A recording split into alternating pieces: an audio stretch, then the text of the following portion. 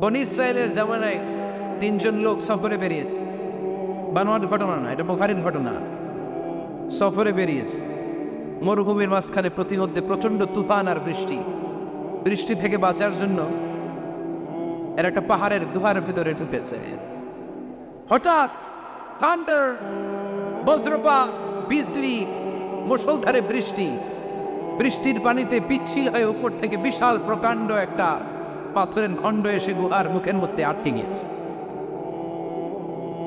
যেই গুহার মুখ দিয়ে তারা ঢুকেছে, ওইখানে বিশাল একটা পাথর গড়িয়ে এসে উপর থেকে বলল, অন্ধকার, ভিতরে কোনো আলো নাই, কোনো জনমানব নাই, বাঁচানোর কেউ নাই, কিচ্ছু দেখা যায় না, ঘুটঘুটে অন্ধকার, বাইরে থেকে আলো আর অক্সিজেন যে আসবে ওই সুযোগটাও নাই। 3 জন বুঝে গেল আমাদের মৃত্যু এখানেই হবে, আমাদের কঙ্কালগুলো শত শত বছর এখানে পড়ে থাকবে, কেউ উদ্ধারের জন্য আসবে না, ঠিক কিনা? বাঁচানোর কেউ নাই, অক্সিজেন যতটুকু আছে কিছুক্ষণ পরে এটাও শেষ হয়ে যাবে। 3 জনের একজন বলল, আমাদের বাঁচানোর কেউ নাই, একজন ছাড়া তিনি কে? আমাদের 3 জনের জীবনের এমন কোন নেক আমল আছে কিনা যেটা দিয়ে আল্লাহর কাছে দোয়া করা যায়? কার জীবনে কি নেক আমল আছে যেই নেক আমলটা দুনিয়ার কোনো মানুষকে দেখানোর জন্য করা হয় নাই, শুধু করা হয়েছে কার জন্য? এরকম কোন নেক আমল থাকলে দোয়া করা শুরু করো, এছাড়া আমাদের বাঁচার কোনো উপায় নাই। একজন দোয়া করা শুরু করি, হাদিসে লম্বা একটা হাদিস, আমি সরল বাংলা অনুবাদ শোনাচ্ছি। একজন দোয়া করা শুরু করি, একজন বলতে শুরু করলো, আল্লাহুম্মা কানা লি আবাওয়ান শাইখান কাবীরান, ও আল্লাহ, আমার বৃদ্ধা মা বাবা ছিল, আমি পেশায় ছিলাম রাখাল, প্রতিদিন রাখালগিরি করার পরে, ছাগলের দুধ দহন করার পরে যখন বাসায় ফিরে আসতাম, সবার আগে আমি আমার আব্বা আম্মারে দুধ খাওয়াতাম। আব্বা আম্মাকে দুধ খাওয়ানোর পরে আমার সন্তানদের মুখে, আমার স্ত্রীদের মুখে আমি দুধ তুলে দিতাম।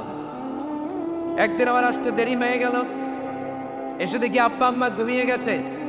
দুধের বাটি নিয়ে আমি আব্বা আম্মার মাথার সামনে দাঁড়িয়ে রইলাম, মনে মনে ভাবলাম, আব্বা আম্মা যখন ঘুম থেকে জাগবে, আব্বা আম্মারে আগে আমি দুধ খাওয়াবো, তারপরে ছেলে মেয়েরে খাওয়াবো, স্ত্রীদেরকে খাওয়াবো। দাঁড়িয়ে রইলাম, আমার ছেলে মেয়েরা এসে আমার কাছে বললো, আব্বা খাবার দাও, আমি দেই নাই।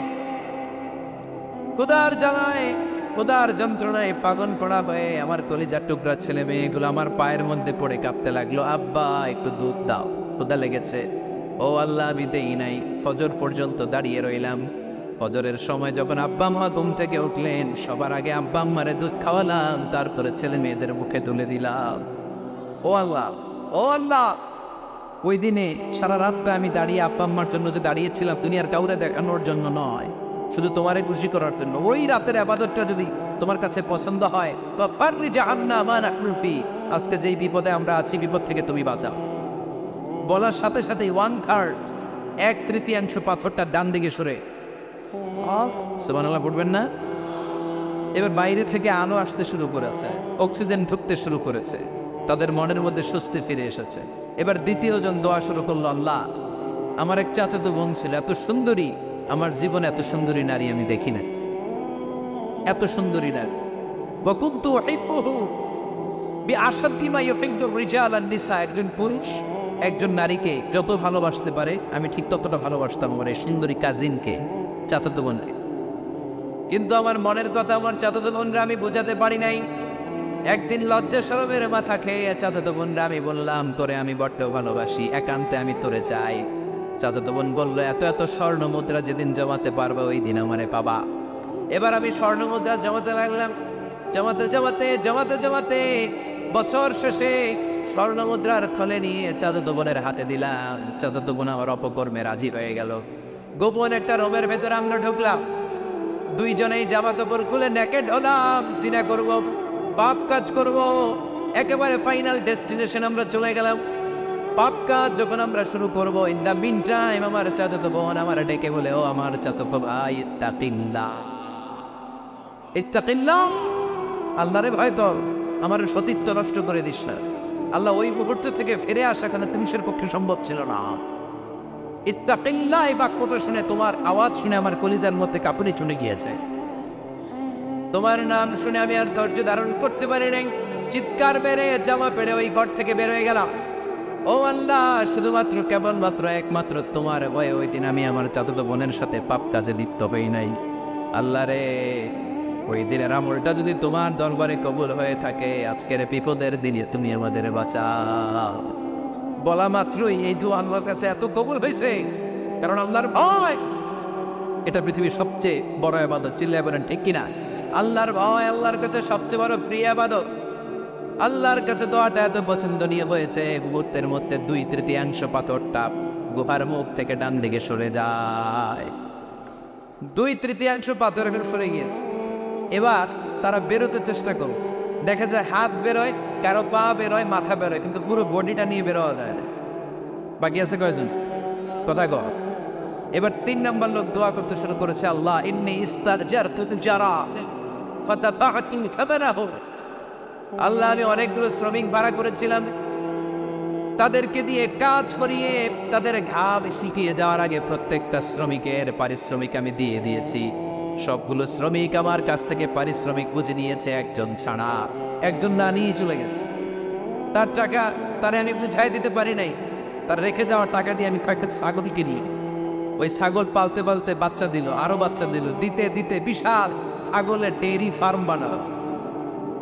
1 যুগ পরে ওই শ্রমিক এসে বলে, এ আমার মালিক, 12 বছর আগে তোমার কাছে কাজ করেছিলাম, টাকা কিন্তু নেই নাই, টাকা দাও। আমি বললাম, ওই যে বিশাল ছাগলের বড় একটা ডেইরি ফার্ম দেখা যায়, পুরো ডেইরি ফার্ম তোমার, ডেইরি ফার্মটা তুমি নিয়ে যাও। শ্রমিক আমারে বলতে লাগলো, তাস্তাজিউ মিন্নি, আমার সাথে ঠাট্টা করো নাকি? একদিনের পারিশ্রমিক দিয়ে ডেইরি ফার্ম হয় নাকি? যতটুকু টাকা তোমার কাছে আমি 12 বছর আগে পেতাম, ততটুকু দিলেই চলবে। তারে আমি বুঝিয়ে বললাম, তোর টাকা দিয়ে ছাগল কিনেছি, ছাগলের ব্যবসা করে ডেইরি ফার্ম বানিয়েছি, একটার পর একটা ছাগল বাচ্চা দিতে দিতে আজকে হাজার হাজার ছাগলের এই ডেইরি ফার্ম, পুরো ডেইরি ফার্মটা আমি করে দিয়ে দিলাম। বলা মাত্র ওই শ্রমিকটা ডেইরি ফার্ম নিয়ে চলে গেল। মাবুদের ওই কঠিন বিপদের দিন সে শুধু দাবি করেছিল তার পারিশ্রমিক, তার পারিশ্রমিকের টাকা তার হাতে দিলে সে খুশিতে বাকবাকু, কিন্তু তার বদলে পুরো ডেইরি ফার্মটা আমি তার হাতে তুলে দিয়েছি একমাত্র তোমার সন্তুষ্টির জন্য। ওই দিনের আমলটা যদি তোমার দরবারে একটু ভালো লেগে থাকে রে মাওলা, আজকের কঠিন বিপদ থেকে বাঁচাও। বলতে দেরি মুহূর্তের মধ্যে বিশাল পাথর খণ্ডটা গুহার মুখ থেকে ডান দিকে সরে যায়। আল্লাহর শুকরিয়া করে 3 জন বের হয়ে যায়। সহিহ বুখারীর বর্ণনা। আপনার জীবনে এমন কোনো নেক আমল যদি থাকে যেটা শুধু আল্লাহরা দেখানোর জন্য করছেন, আমরা আমল করবো অবশ্যই দেখানোর জন্য, তবে মানুষকে নয়। কারা দেখানোর জন্য? আমাদের সব দেখানো হবে একজনকে। চিল্লায় বলেন, তিনি কে? দোয়া করলে যে কবুল হয়, বিশ্বাস হয় মুসলমান। নেক আমলের ওসিলা দিয়ে দোয়া কবুল হয়। আপনার জীবনে যদি কোনো নেক আমল থেকে থাকে, যেই নেক আমলগুলো আপনি আল্লাহর সন্তুষ্টির জন্য করেছেন, আমি আজকের মাহফিল আল্লাহর নামে একটা কসম কেটে বলে যাই, ওয়াল্লাহি আল্লাহর কসম করে আমি আপনাদের বলছি, আপনার জীবনের এমন কোনো নেক আমল যদি থাকে যে আমলটা শুধুমাত্র কেবলমাত্র আপনি আল্লাহকে খুশি করার জন্য করেছিলেন, ওই নেক আমলের ওসিলা দিয়ে দোয়া করতে দেরি হবে, দোয়া কবুল হতে দেরি হবে। বিশ্বাস হয়? সন্দেহ লাগছে মনে হয়? বিশ্বাস হয় সবার? নেক আমলের ওসিলা, ওই নেক আমলটা শুধুই হয়েছে কার জন্য? চোখের পানি ছাড়ছিলেন এক রাতে আল্লাহর ভয়ে, কাউরে দেখানোর জন্য। ওই নেক আমল। আমাদের জীবনে বিপদ ঘটলেই আগে আমরা ফেসবুকে শেয়ার মারি। কথা কন, ফেসবুক আছে না নাই? এখন ছেলেপেলারা এগুলো খুব ইউজ করে, আর আমাদেরকে পেলেও আমাদের উপরে নির্যাতন চালায়। সেলফির নির্যাতন। কিসের নির্যাতন? প্রতিদিন কত হাজার সেলফি যে তোলে, আর আইসাই হাত দুইটার এরকম বাঁকা করো, ওইরা এইভাবে সেলফি তোলে। আমি কই এটা কি স্টাইল? কয় গ্যাংনং স্টাইল। এইভাবে বাঁকা হয়ে সেলফি। কি স্টাইল? গ্যাংনং স্টাইল। তো এই সোশ্যাল প্ল্যাটফর্মগুলোকে আমাদের ইসলামের পক্ষে কাজে লাগাতে হবে। আমাদের প্রিয় শিল্পী মশিউর রহমান ভাই বললেন যে অ্যান্ড্রয়েড দিয়ে যেন আমরা ছেলেমেয়েদেরকে কোরআনের তেলাওয়াত শিখাই, ইসলামী সঙ্গীত শিখাই। এই অ্যান্ড্রয়েড যেন আমাদের চোখের জিনার কারণ না হয়ে যায়। এই অ্যান্ড্রয়েড ফোন যেন আমাদেরকে জাহান্নামী না বানায়। The decision is yours. সিদ্ধান্ত আপনার। একটা শক্ত সিদ্ধান্ত আপনারে পারে জান্নাতের অধিবাসী বানাতে। আর আপনার দুর্বল সিদ্ধান্ত, শয়তানের হুইসপারিং, শয়তানের ওয়াসওয়াসাতে কাবু হয়ে যখন আপনি এটা মিস ইউজ করবেন, এটাই আপনাকে জাহান্নামী বানাতে যথেষ্ট। The decision is yours. You have to take the right decision now. আপনাকে সিদ্ধান্ত নিতে হবে কই যাবেন, জান্নাতে না জাহান্নামে? কথা বলেন, কথা বলেন। মালিক তুমি জান্নাতে, তোমার পাশে আমায় একটি ঘর বানিয়ে দিও, একটি ঘর বানিয়ে দিও। পড়েন আমিন। The people of paradise and the people of hellfire never be equal ever. The people of paradise in heaven gain the ultimate success in life. যারা জান্নাতি আর যারা জাহান্নামী তারা কখনো সমান হতে পারে? যারা জান্নাতি তারাই সফল। এজন্য সিদ্ধান্ত আপনার একটা শক্ত সিদ্ধান্ত আসতে হবে যে আমি কিভাবে ইউজ করবো এই ফেসবুক, কিভাবে ইউজ করবো এই মোবাইল। আল্লাহ আমাদেরকে সেই সমজ দাও। চিল্লায় পড়েন আমিন। বিশ্বনবীর ভালোবাসা ছাড়া জান্নাতে যাওয়া যাবে?